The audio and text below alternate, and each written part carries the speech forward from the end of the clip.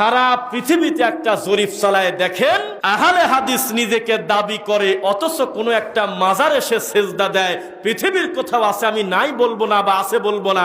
আপনি ক্ষমতা থাকলে দুইজনের নাম বলেন। কিন্তু এখন আমি এখান থেকে বের হব, আমি 50 কিলো শুধু যাব ডানে বামে এদিক ওদিক, সম্ভবত কোনো না কোনো ঠাকুরের মাজার আমি পাবই যেখানে গরু ছাগল মানত করে আর মানুষ ওখানে সেজদা পর্যন্ত দেয়। আরো যদি বলেন যে আরো কয়েকটা মাইল বাড়ান, তাহলে আমি বলবো কুষ্টিয়া ভেড়ামারা আরে ঘোড়া মারি দাফন করে দিয়ে নাম দেশে ঘোড়া পীরের মাজার, ঘোড়াসার মাজার। কি মাজার?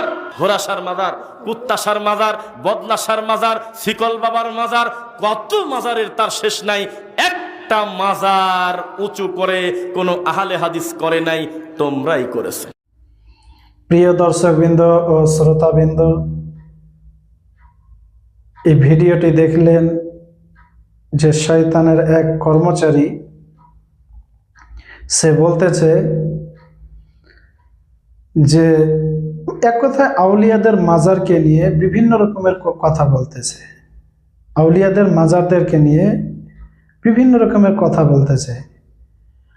আর এটাও বলতেছে যে আহলুস সুন্নাত ওয়াল জামাতের মানুষেরা বা হানাফিরা নাকি কবরকে সিজদা করে। এটা একবারে মিথ্যা কথা।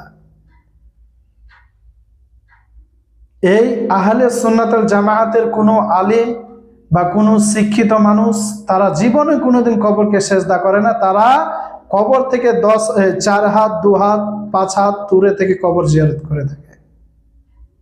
সাধারণ মানুষ অনেক কিছু করতে পারে, সাধারণ মানুষ অনেক কিছু করতে পারে। সাধারণ মানুষ কি করে সেটা ধরে নিয়েছে কথা বললে হবে না।